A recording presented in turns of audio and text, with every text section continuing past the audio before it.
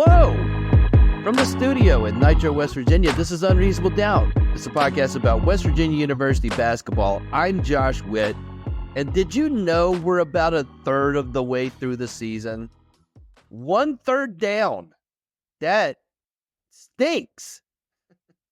It moves so fast. 21 games left in the regular season. West Virginia finished their 10th game of the season today, and they beat Bethune Cookman 84-61. Let's go through the bye game thresholds. Did West Virginia win? Yes. Did they win by a lot of points? It was fine. They won by 23. Did they leave without an injury? Afraid not. So 2 of 3. KJ Tenner had to leave the game. He was limping around. He was in the game trying to fight through it. And at some point, it's like, can we get KJ off the floor? They did. He did not return. So 2 out of 3. You want 3 out of 3 in every bye game. You only get 2. And that's kind of that was the feel for this game. There's 2/3 of the season left. They got 2/3 of the bye game thresholds. And this felt like a 2/3 game for West Virginia. I mean, Bethune Cookman, they spread WVU out, did a lot of isolation, driving to the basket, and they had some decent success with it. They only scored 61, but they were able to get to the rim. Didn't finish great, but they got to the foul line a bunch. This was briefly a 6-point game early in the second half before the Mountaineers pushed the lead back to double digits. And then they outscored them by 11 in the last 5 minutes of the game to get the score, the final score, the way that it is. Was this West Virginia's best performance? It was absolutely not. Can that happen against Bethune Cookman in the middle of December? It absolutely can. I mean, West Virginia, just hustle stats. West Virginia did not get an offensive rebound in the first half. 0. Only 9 points all night off of turnovers, which is half of what they typically get. They came into this game averaging a little over 18 points a game, points off turnovers. Tonight, 9. 2 key stats where you say, all right, some of that was Bethune Cookman, getting to the line. You can't get points off of turnovers or a turnover if the play ends in a foul. Can't get transition buckets. So it's fine. They haven't done this a ton. It reminded me of the UMass game as far as never was nervous, but definitely, in that game, West Virginia won by 6 against UMass. They win this one by 23. So the computers are not going to be upset. They're not going to be thrilled. Javon Carter, he was solid tonight, all night. 27 points. Had good success with that fake dribble handoff that ended up with 2 easy dunks. And he had to play a bunch. That's the thing about if you're having a 2/3 game, then that means instead of Javon playing 30 minutes, he plays 37 minutes. That's the trade-off. And that's okay right now. I prefer Javon to play 30. You can do that when you've got 8 days until your next game, and then another 9 days until the next game.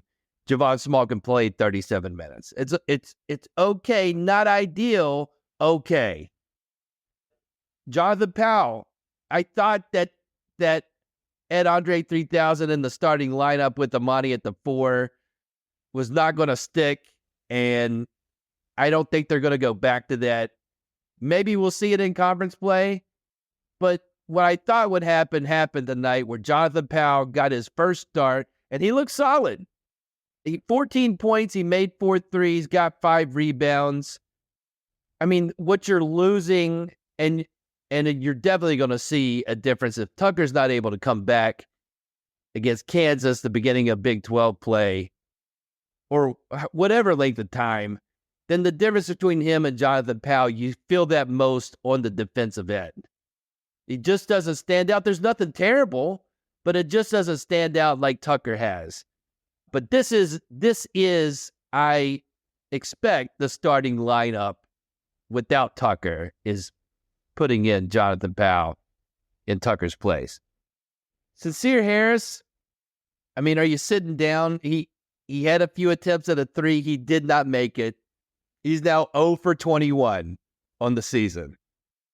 But another stat-stuffing box score. He got the 12 points, got a couple of floaters to go, definitely stuff up close, 7 rebounds, 2 assists, 2 steals, 2 blocks. He's definitely contributing.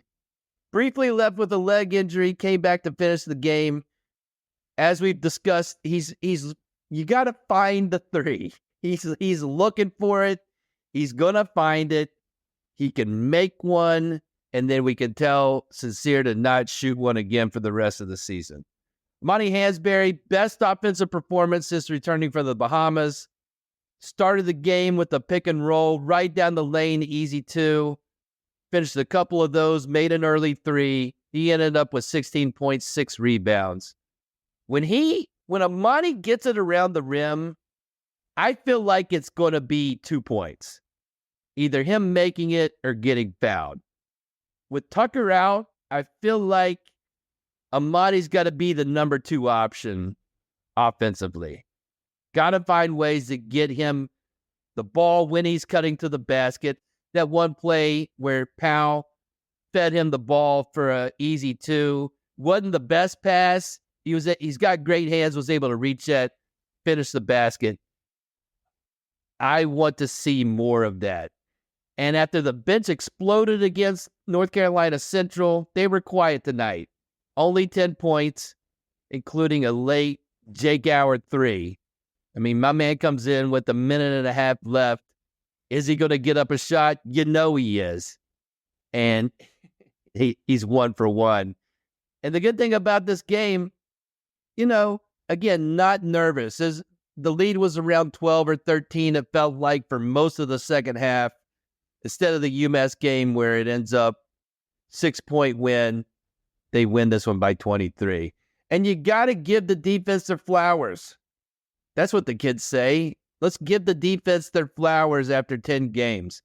If the season ended today, I'm punching stuff into Ken Pomeroy's computer. If the season ended today, it does not. But if it did, West Virginia's opponent's 2-point field goal percentage would be the lowest since Ken Pom's been keeping track of WVUs of that particular category. He's been doing it since 1997. This is the lowest in those, 24 seasons? Lowest opponent 2-point field goal percentage. Lowest 3-point field goal percentage. Lowest percentage that the opponents are getting assisted baskets. The highest percentage of blocks since they've been keeping track, 1997. So we're talking about a big span. The last few years of Gail Catlett's era, Beeline, Huggins, the 1 year of Eilert, that old time, number 1 in those 24 years in very important categories. Yes, they have to play 20 Big 12 games. No, the season doesn't end after 10 games. Yes, they probably won't be able to keep up this pace. It's still impressive, though. And that's how you can have a 2/3 game, is by being solid on defense. Offensively, after 10 games, the thing that stands out from a statistical standpoint is how many threes this team shoots. They're shooting so many threes. Only 15 teams in Division I basketball take a higher percentage of threes than the Mountaineers. WVU made 10 tonight, 10 threes. So in 10 games, 6 of them, WVU's made at least 10 threes. To compare that to the previous regime, the last season with Josh Eilert, West Virginia had 7 games all season. Not in a third of the season. The whole season, they did it 7 times. The last time a Huggins West Virginia team had 6 games where they made 10 or more threes, you got to go back to the first season of this podcast, The last season of West Virginia, 2017-18, is the last season. They did it way more than 6 times.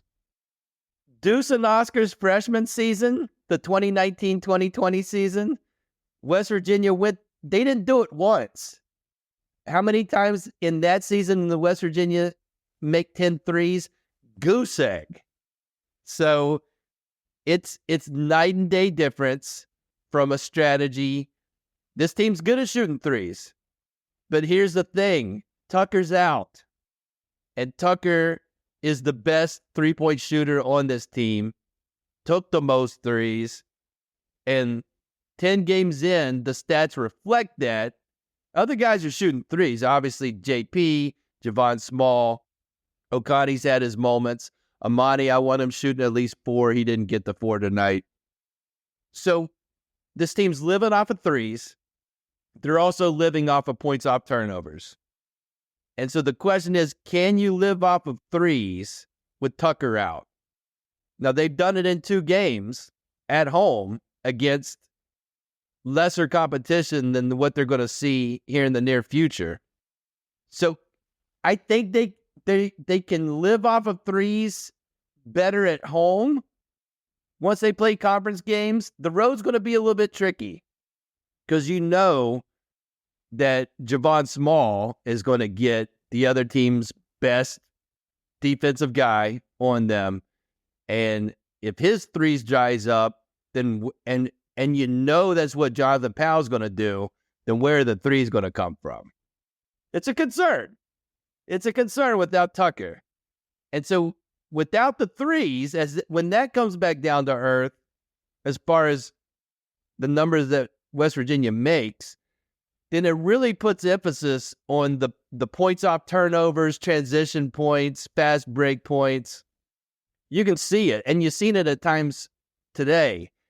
Without Tucker, this team needs easy baskets when they can get them. And if the offense bogs down and the threes don't fall, where are you going to make up for that? This team's not built to get offensive rebounds. Can you make up for that by playing good defense, getting stops, running in transition?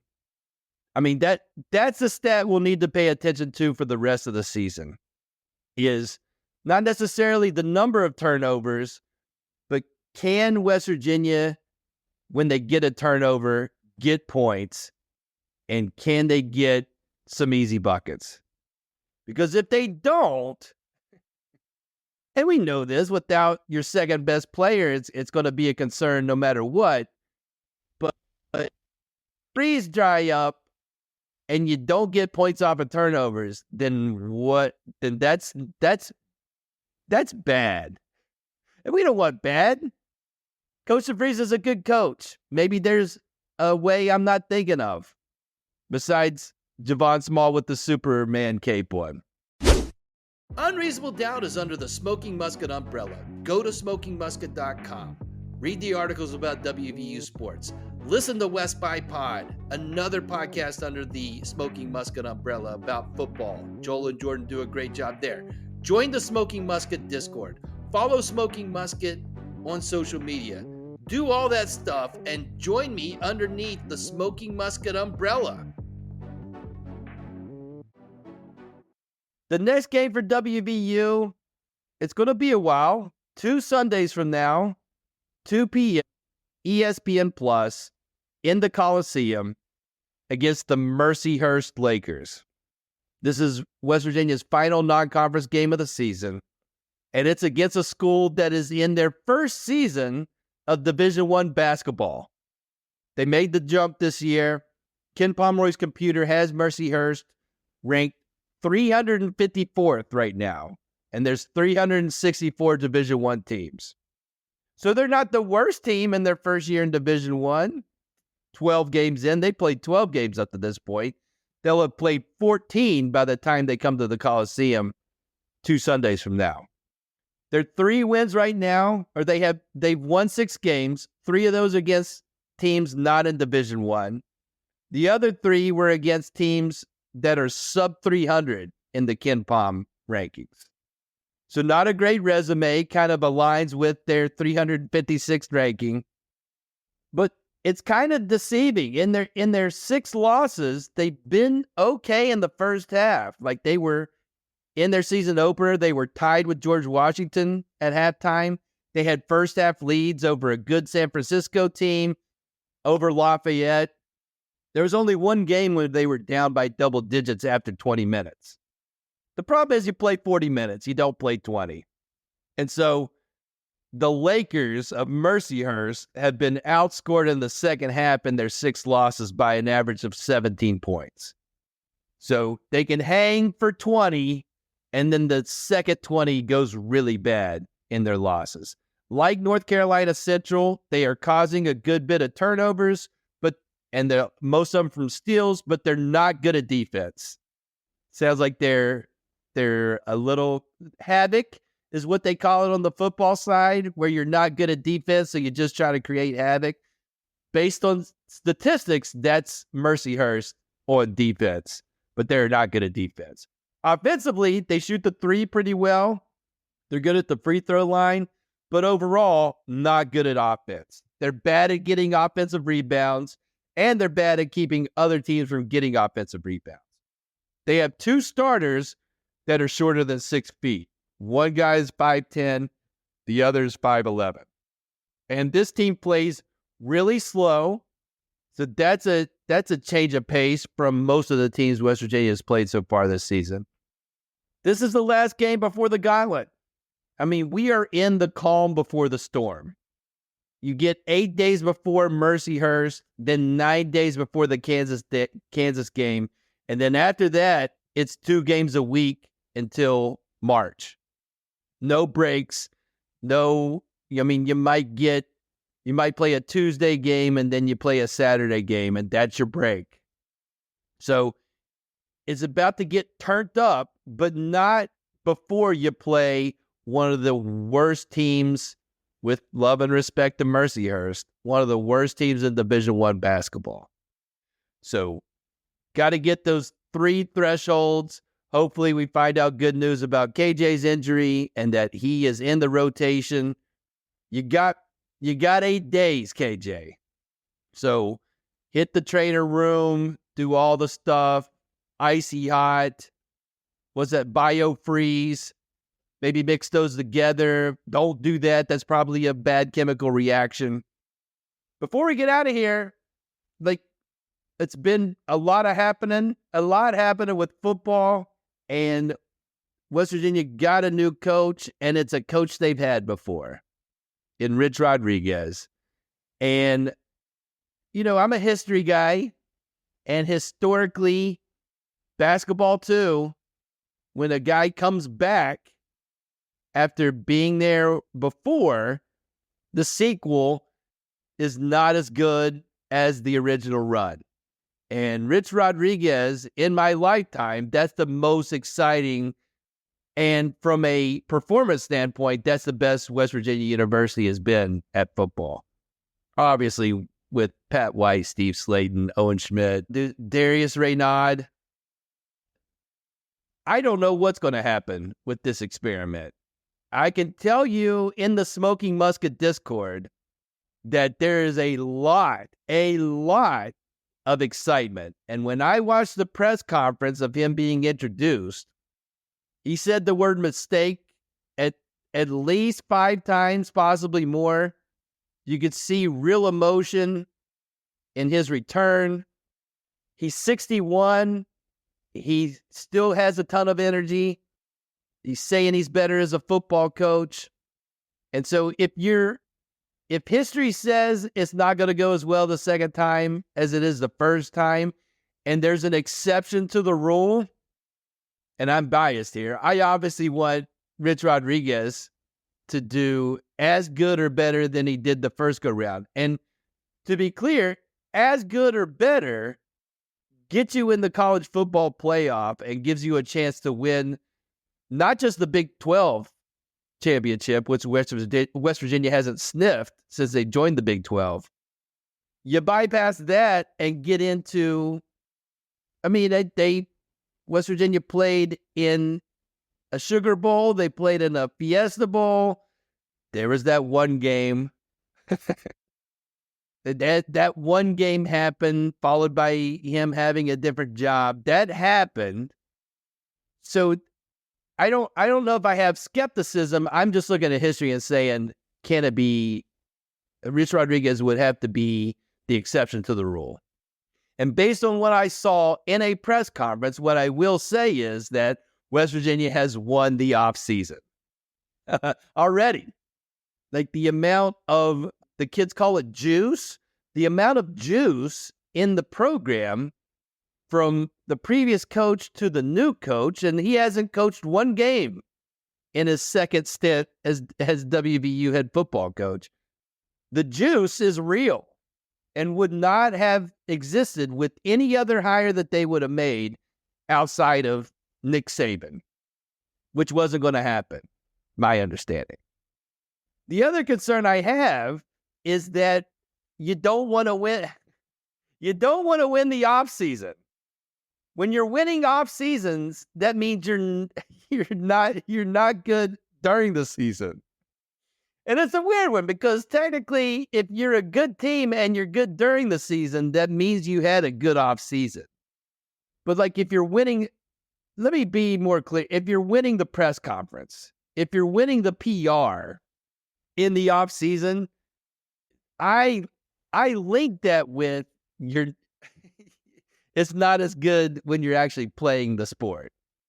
I don't want that to be true. I'm just putting that out there. I'm a little concerned about that, especially, and this is probably not a football guy, but just coming off an off season where the PR was good. The year before, the PR was really bad. Like they got picked worst out of the conference in the preseason poll, and then they ended up winning 9 games.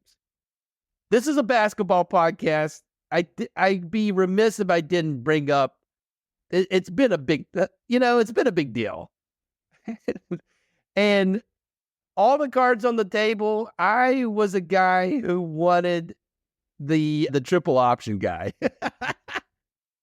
Just wanted something unique for WVU football as a casual, and I was definitely in the minority on that. And that's okay.